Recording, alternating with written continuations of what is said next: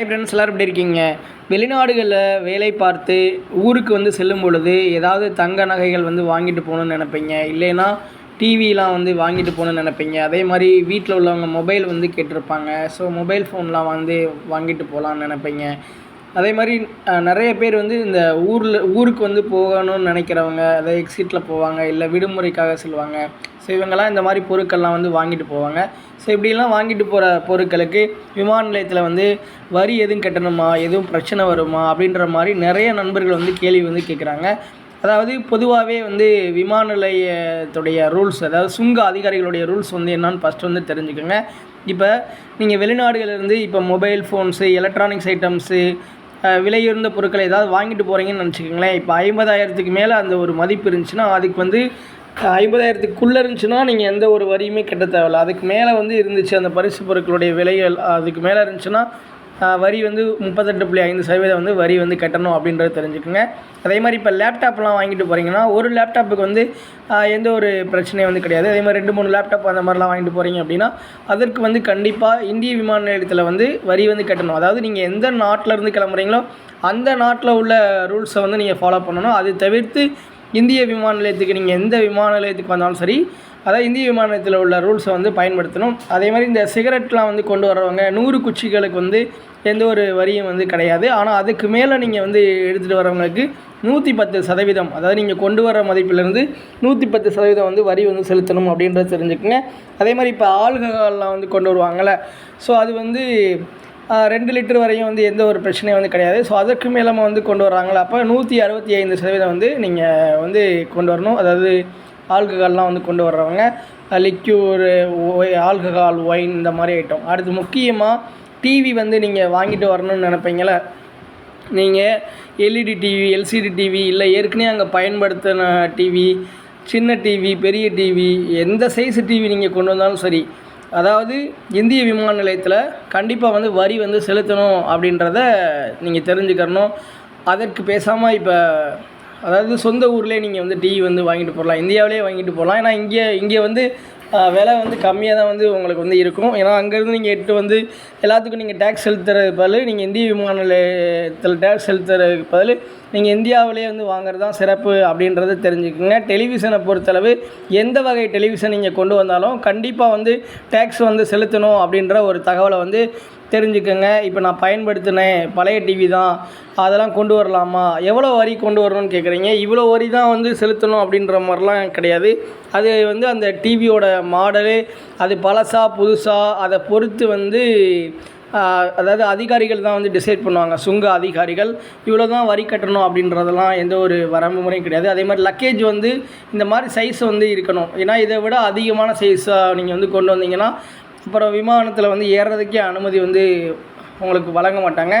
முக்கியமாக இந்த மாதிரி சைஸ்லாம் எப்படி தெரிஞ்சுக்கிறதுனா, உங்களுக்கு இஷ்யூ பண்ணுற டிக்கெட்லேயே வந்து நீங்கள் எந்த விமானத்தில் பயணம் செய்கிறீங்களோ, ஸோ அந்த விமானத்துடைய இப்போ ஃபார் எக்ஸாம்பிள் நீங்கள் எமிரேட்ஸில் பயணம் செய்கிறீங்கன்னா அதில் வந்து லக்கேஜுடைய ரூல்ஸ் அண்ட் ரெகுலேஷன்ஸ்லாம் வந்து இருக்கும்.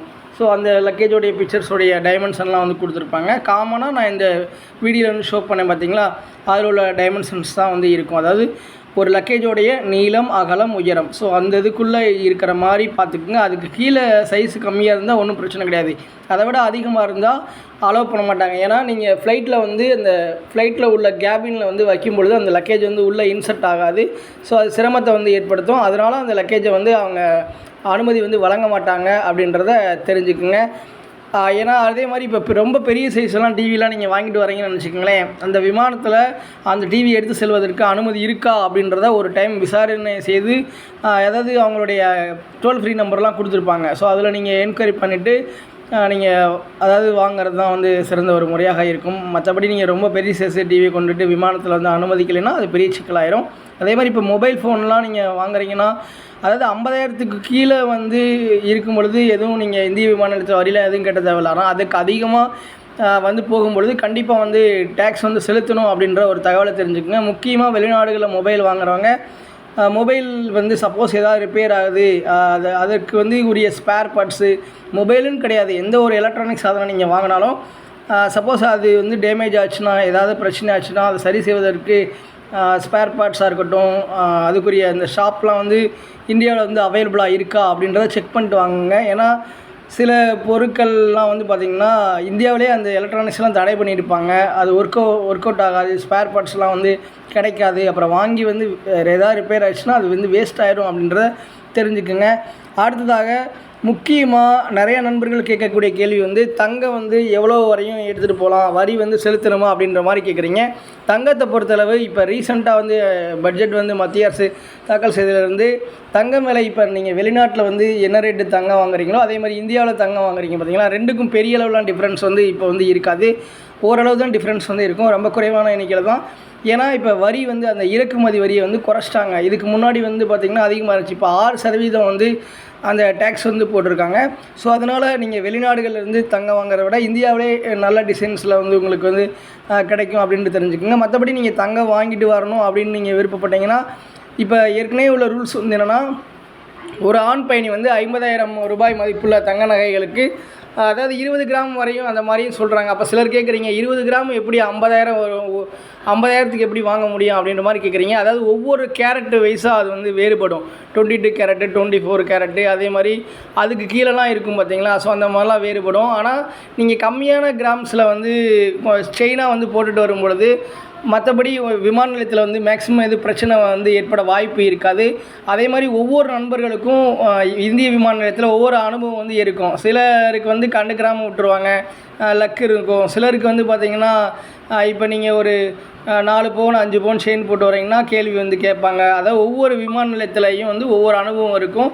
ஸோ வந்து ஆனால் ரூல்ஸ் படி என்னென்னா, ஆண் பயணிகள் வந்து 50,000 மதிப்புள்ள தங்க நகைகளுக்கு வரி வந்து செலுத்த வந்து தேவை கிடையாது அப்படின்ற மாதிரி சொல்கிறாங்க. அதாவது ஒரு இந்திய பயணி வந்து இந்திய பாஸ்போர்ட் எடுத்திருப்பவர்கள் 1 வருஷத்துக்கு மேலே வெளிநாட்டில் தங்கியிருந்தீங்கன்னா நீங்கள் வந்து செலுத்த தேவையில்ல அப்படின்ற மாதிரி சொல்கிறாங்க. பெண் பயணிகள் வந்து 1 லட்சம் மதிப்புள்ள தங்க நகைகள், அதாவது 40 கிராம் வரையும் கூட வந்து ஒன்றும் பிரச்சனை இல்லைன்னு சொல்கிறாங்க. ஸோ அந்த மாதிரி உள்ள தங்க நகைகளுக்கு வரி செலுத்த தேவையில்ல. அதற்கு அதிகமாக நீங்கள் வந்து தங்க நகைகள் வந்து கொண்டு வந்தீங்கன்னா அதை கஸ்டம்ஸில் வந்து டிக்ளேர் பண்ணணும். தயவுசெய்து மறைத்து வைக்கும் நோக்கில் வந்து நீங்கள் எடுத்துகிட்டு செல்லாதீங்க. தங்கத்தை மறைத்து வைத்து எடுத்துகிட்டு போகணுன்னு வந்து நினச்சிங்கன்னா அது உங்களுக்கு பிரச்சனைகள் தான் வந்து ஏற்பட வாய்ப்பு இருக்குது. அதே மாதிரி கைது நடவடிக்கைகளுக்கு கூட வந்து அந்த மாதிரி வாய்ப்புலாம் இருக்குது. ஸோ நீங்கள் தங்கம் வந்து வாங்கிட்டு போகிறோன்னு நினைக்கிறவங்க செயினாக ஆபரணமாக, இப்போ செயினாவோ ரிங்காவோ அந்த மாதிரி அணிந்து வந்து செல்வது தான் நல்லது. சப்போஸ் நீங்கள் அளவுக்கு அதிகமாக வாங்கிட்டு போகிறீங்கன்னா கஸ்டம்ஸில் வந்து நீங்கள் டிக்ளேர் பண்ணும்போது அதற்குரிய வரி வந்து அவங்க கட்ட சொன்னாங்கன்னா, நீங்கள் தங்கம் வந்து வெளிநாட்டில் வாங்குறவங்க பில்லெல்லாம் வச்சுருந்தீங்கன்னா, ஸோ அதெல்லாம் நீங்கள் ரசீதெல்லாம் வந்து காமிச்சிங்க, கரெக்டான ஒரு முறைப்படி தான் நீங்கள் வந்து வாங்கிட்டு வந்திருக்கீங்க, 1 வருஷத்துக்கு மேலே வெளிநாட்டில் தங்கியிருக்கீங்க, அதாவது உங்களுடைய சம்பளத்தில் வாங்கிட்டு வந்திருக்கீங்க அப்படின்ற பட்சத்துலலாம் எந்த ஒரு பிரச்சனையும் வந்து இருக்காது. அதுக்குரிய வரியை மட்டும் அவங்க அதிகமாக இருந்தால் கட்ட சொல்லுவாங்க. இவ்வளோ தான் வரி வந்து செலுத்தணும் அப்படின்ற மாதிரிலாம் இல்லை. அது அந்த சுங்க அதிகாரிகளே வந்து உங்ககிட்ட சொல்லுவாங்க. நீங்கள் அவங்கக்கிட்ட வந்து சொல்லலாம், அந்த மாதிரி பில்லு எல்லாமே இருக்குது, நான் வந்து வெளிநாட்டு எத்தனை வருஷம் வேலை பார்த்துட்டு தான் வாங்கிட்டு வரேன் அப்படின்னு சொன்னால் கூட ஓரளவு தான் கம்மி பண்ணுற கூட வாய்ப்பு இருக்குது. ஆனால் விமான நிலையத்தில் ஒவ்வொரு நபர்களுக்கும் ஒவ்வொரு அனுபவம் வந்து இருக்கும். ஒரு நபர் வந்து 4 பவுன் 3 பவுன் 5 பவுன் 6 பவுன் எடுத்துகிட்டு போகிறாருன்னு சொல்லிட்டு அப்போ நம்மளும் எடுத்துகிட்டு போகலாம் அப்படின்ற மாதிரிலாம் வந்து கிடையாது. ஸோ ரூல்ஸ் வந்து பார்த்திங்கன்னா ஃபாலோ பண்ணுவாங்க அப்படின்றத தெரிஞ்சுக்கோங்க. Okay friends, thank you.